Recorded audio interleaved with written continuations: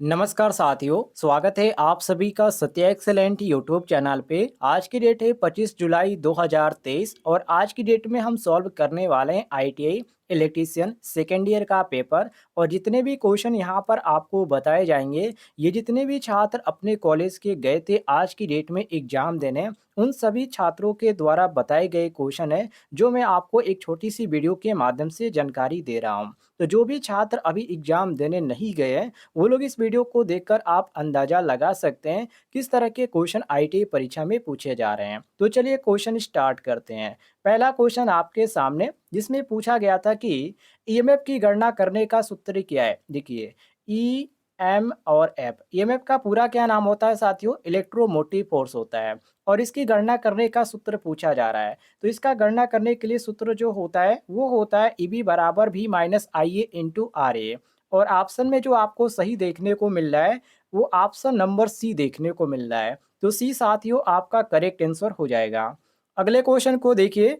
अगला क्वेश्चन साथियों आपके सामने जिसमें पूछा जा रहा है कि डीसी जनरेटर के डीसी जनरेटर के भाग का नाम क्या है। ये जो सामने आप यहाँ पर देख रहे हैं ये डीसी जनरेटर का एक भाग है और इसका यहाँ पर नाम पूछा जा रहा है और इसको बोला जाता है आर्मेचर कोर लेमिनेशन, जो कि ये आपका लेमिनेशन होता है। और लेमिनेशन आपका यहाँ पर दिया गया ऑप्शन नंबर डी में। तो डी साथियों आपका करेक्ट आंसर हो जाएगा, मिला लीजिएगा। अगले क्वेश्चन की ओर बढ़ते हैं। अगला क्वेश्चन पूछा गया था कि लंबी दूरी की वितरण लाइनों के लिए, ध्यान से क्वेश्चन को देखिए, लंबी दूरी की वितरण लाइनों के लिए किस प्रकार के डीसी जनरेटर का उपयोग किया जाता है। तो जब यहाँ पर लंबी दूरी की बात किया जा रहा है तो इसमें आपका होता है कम्पलेटिव कंपाउंड जनरेटर। और जो कम्युलेटिव कंपाउंड जनरेटर होता है तो ऑप्शन में डी दिया गया संचयी यौगिक जनरेटर, जिसको हिंदी में बोला जाता है। तो डी साथियों आपका करेक्ट आंसर हो जाएगा, मिला लीजिएगा। आगे बढ़ते हैं। अगले क्वेश्चन को देखिए। अगला क्वेश्चन पूछा जा रहा है कि बड़ी क्षमता के डीसी जनरेटर योक बनाने के लिए किस धातु का उपयोग किया जाता है। ढलवा लोहा का, या नर्म लोहा का, या एल्युमिनियम का, या रोल्ड स्टील का। तो इसमें प्रयोग किया जाता है एल्युमिनियम का, क्योंकि साथियों जो बड़ी क्षमता के डीसी के जनरेटर होते हैं इसका जो योक बनाने में लिया जाता है वो साथियों लिया जाता है एल्युमिनियम का। और यहाँ पर आपको जो देखने को मिलता है option number, sorry, rolled steel का। ऑप्शन नंबर डी आपका करेक्ट आंसर हो जाएगा। डी साथियों आपका सही हो जाएगा, मिला लीजिएगा। आगे बढ़ते हैं। अगले क्वेश्चन को देखिए। अगला क्वेश्चन पूछा जा रहा है कि बड़े डीसी जनरेटर मशीनों के पोल कोर बनाने के लिए किस धातु का उपयोग किया जाता है। नर्म लोहा का, या ढलवा लोहा का, या ढलवा इस्पात का, या स्टेनलेस स्टील का। तो साथियों इसमें जो प्रयोग होता है वो आपको ऑप्शन में सही देखने को मिलता है, ऑप्शन नंबर सी, ढलवा लोहा का। ध्यान रखिएगा, तो ये आपका सी ऑप्शन करेक्ट आंसर हो जाएगा, मिला लीजिएगा। ये जो क्वेश्चन आपका यहाँ पर आगे 40 नंबर है, बड़ी क्षमता की डीसी जनरेटर के योक बनाने का।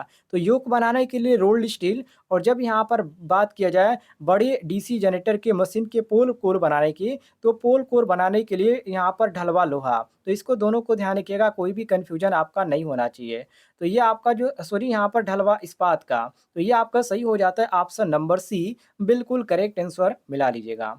आगे बढ़ते हैं। अगले क्वेश्चन को देखिए। अगला क्वेश्चन पूछा जा रहा है कि आर्मेचर वाइंडिंग प्रतिरोध को मापने के लिए किस उपकरण का उपयोग किया जाता है। मेगर का, या मल्टीमीटर का, या श्रेणी प्रकार ओम मीटर का, या केल्विन ब्रिज का। तो साथियों इसमें आप प्रयोग किया जाता है जिस विधि का, और जिस यहाँ पर उपकरण का उपयोग करके इसका किया जाता है मापने का, उसको बोला जाता है केल्विन ब्रिज। डी साथियों आपका करेक्ट आंसर हो जाएगा, मिला लीजिएगा।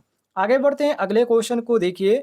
अगला क्वेश्चन इसमें पूछा जा रहा है कि वाइंडिंग में टेप का उद्देश्य क्या है। तो वाइंडिंग में टेप का प्रयोग इसलिए किया जाता है दो कंडक्टरों को जोड़ने के लिए। मतलब कि कंडक्टरों के ऊपर जब आप ज्वाइंट करते हैं तो उसके ऊपर जो लपेटने की जो आपकी होती है ज़रूरत, उसके अनुसार इसका काम में लिया जाता है। तो कंडक्टर के ऊपर लपेटने का जो प्रयोग किया जाता है वो टेप का प्रयोग किया जाता है इसमें। तो ऑप्शन नंबर सी आपका करेक्ट आंसर हो जाता है।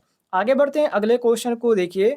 अगला क्वेश्चन साथियों इसमें पूछा जा रहा है कि फोर ध्रुव डीसी जनरेटर में आसन्न ध्रुवों में विपरीत ध्रुवता कैसे प्राप्त करें। तो साथियों विपरीत ध्रुवता, देखिए, धारा प्रवाह को अलग दिशा में बनाना, ये जो होता है विपरीत दिशा का सबसे बड़ा रीजन होता है। ऐसे आप इसको बना सकते हैं। और यहाँ पर आपको सही देखने को मिल जाता है option number D, correct answer, मिला लीजिएगा। अगले क्वेश्चन को देखते हैं। अगला क्वेश्चन इसमें पूछा जा रहा है कि कुंडली वाइंडिंग का नाम क्या है? ये जो आपके सामने यहाँ पर दिखाई जा रही है एक वाइंडिंग, देखिए वाइंडिंग को ध्यान से देखिएगा, एक दूसरे से ये आपकी जुड़ी हुई वाइंडिंग है और कसी हुई वाइंडिंग है। और इसको बोला जाता है जो कि हीरे की जाली के आकार की ये आपकी कुंडली होती है, इसलिए इसका नाम भी उसी तरह का दिया गया है, हीरे की जाली के आकार की कुंडल वाइंडिंग। ऑप्शन नंबर डी आपको देखने को मिल जाता है। और इसको शॉर्टकट में डायमंड यहाँ पर बोला जाता है, डायमंड वाइंडिंग, और ऐसा नाम आपने सुना होगा। तो ये आपका सही हो जाता है option number D, correct answer मिला लीजिएगा। आगे बढ़ते हैं अगले क्वेश्चन को देखिए। अगला क्वेश्चन साथियों आपके सामने, जिसमें पूछा जा रहा है कि पिच कारक की गणना करने का सूत्र क्या है? देखिए पिच कारक की गणना करने का जो सूत्र होता है, पिच फैक्टर बराबर वाइंडिंग पिच अपान पोल पिच होता है। और इसमें जो आपको सही ऑप्शन देखने को मिल जाता है ऑप्शन नंबर बी, ये हमारा क्वेश्चन के अनुसार करेक्ट आंसर हो जाता है, मिला लीजिएगा। आगे बढ़ते हैं अगले क्वेश्चन को देखिए। अगला क्वेश्चन इसमें यहाँ पर पूछा जा रहा है कि AC three phase induction motor का प्रारंभिक करंट क्या है? प्रारंभिक करंट की बात करें तो जो प्रारंभिक करंट होता है इसमें, ये आपका पूर्ण धारा पर वो 5 से 6 गुना होता है। और यहाँ पर आपको जो सही देखने को मिल जाता है ऑप्शन नंबर डी। जितने भी छात्र डी ऑप्शन मारे होंगे उनका डी ऑप्शन करेक्ट आंसर हो जाएगा। आगे बढ़ते हैं अगले क्वेश्चन को देखिए। अगला क्वेश्चन साथियों आपके सामने, जिसमें पूछा जा रहा है कि किस प्रकार के वाइंडिंग तार को सबमर्सिबल पंप मोटर्स को वाइंडिंग करने के लिए उपयोग में किया जाता है? तो देखिए इस समय जो ज़्यादातर यहाँ पर जो प्रचलित है साथियों, वो आपका है पीवीसी कवर प्रकार का। और यहाँ पर आपको ए ऑप्शन देखने को मिल जाता है, बिल्कुल करेक्ट आंसर मिला लीजिएगा।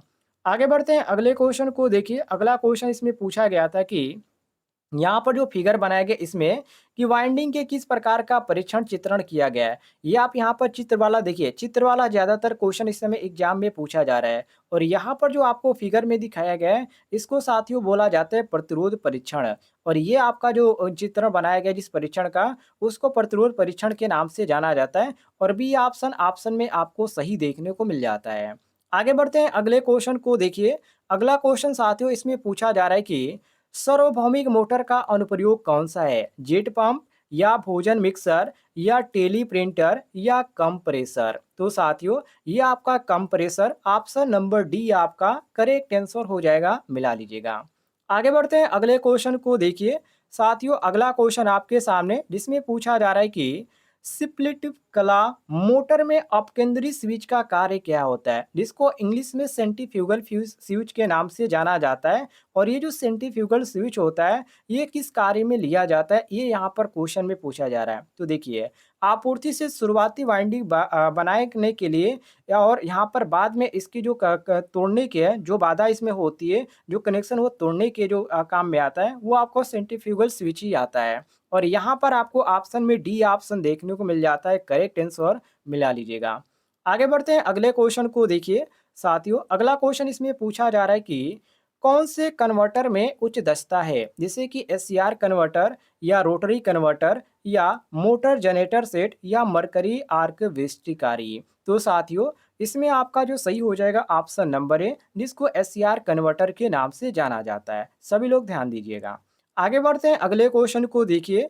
अगला क्वेश्चन पूछा जा रहा है कि हेक्साडेसिमल संख्या प्रणाली में कितने वर्ण है, मतलब कि वर्णों की संख्या कितनी होती है? तो हेक्साडेसिमल में 16 होता है। कितना होता है साथियों? हेक्साडेसिमल में 16 होती है। और इसमें आपको 16 जो देखने को मिल जाता है, ऑप्शन नंबर डी, ये हमारा करेक्ट आंसर डी साथियों सही हो जाएगा। आगे बढ़ते हैं अगला क्वेश्चन देखिए। अगला क्वेश्चन यहाँ पर पूछा गया था, फुल वेव रेक्टिफायर सर्किट में आउटपुट वोल्टेज क्या है? यहाँ पर जो फिगर दिया गया इसी में से क्वेश्चन में पूछा, इसी में से पूछा जा रहा है। ये जो बनाया गया फुल वेव रेक्टिफायर का बनाया गया है, और इसमें जो सर्किट है उसमें आउटपुट वोल्टेज आएगा या नहीं आएगा? तो यहाँ पर देखिए सर्किट ये जो है आपकी कंप्लीट नहीं हो रही है, बीच में जो है आपका यहाँ पर सर्किट टूटा हुआ है। तो जब यहाँ पर सर्किट टूटा हुआ है तो कोई भी वोल्टेज आपको प्राप्त नहीं होगा, इसलिए आप कहेंगे नो आउटपुट, मतलब कि कोई भी इसमें आउटपुट आपको देखने को नहीं मिलेगी। तो आउटपुट वोल्टेज बिल्कुल शून्य होगा। तो यहाँ पर नो आउटपुट आप कह सकते हैं या नो आउटपुट वोल्टेज भी कह सकते हैं, कोई दिक्कत नहीं है। तो ये साथियों आपका करेक्ट आंसर हो जाएगा।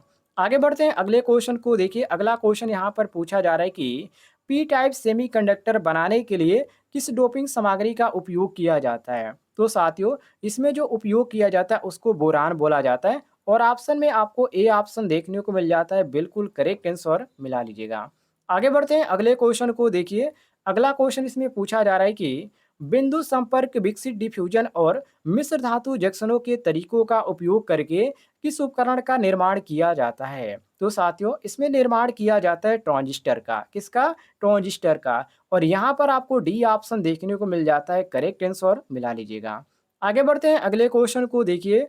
अगला क्वेश्चन पूछा गया था कि एक कंट्रोल पैनल वायरिंग में पीवीसी चैनल का उपयोग किया है। किसमें पूछा जा रहा है? तो कंट्रोल पैनल वायरिंग में पूछा जा रहा है, पीवीसी का। तो इसमें यह होता है कि बिजली के जो तारे होते हैं उसकी सुरक्षा के लिए रास्ता बनाना जो कार्य होता है वो पीवीसी चैनल का उपयोग करके हम इसको कर सकते हैं। और ऑप्शन में आपको सी ऑप्शन देखने को मिल जाता है, करेक्ट आंसर मिला लीजिएगा। आगे बढ़ते हैं साथियों अगले क्वेश्चन को देखिए। अगला क्वेश्चन पूछा जा रहा है कि क्यों एसी ड्राइव ज़्यादातर प्रक्रिया संयंत्र में उपयोग किया जाता है। तो इसके पीछे का रीज़न होता है, रीज़न ये होता है कि ये रख रखाव में यहाँ पर लंबा चलता है और ये कम एरिया भी घेरता है और ये जो होता है लंबा समय तक चलता भी है। तो ये सबसे बड़ा इसका रीज़न ये होता है। तो ऑप्शन नंबर डी आपको देखने को मिल जाता है, करेक्ट आंसर। तो ये थे आज के कुछ ऐसे क्वेश्चन जो कि आज की डेट में एग्जाम में पूछे गए थे, थ्योरी के क्वेश्चन। यदि आप भी आईटीआई के एग्जाम देने गए थे तो ज़रूर बताइएगा कमेंट में ये क्वेश्चन पूछे गए थे या नहीं पूछे गए थे। और दूसरी बात, जिन छात्रों का अभी तक एग्जाम नहीं हुआ है ये वीडियो को आप एक बार या दो बार ज़रूर देखिएगा ताकि आपको सारे क्वेश्चन याद हो जाएं।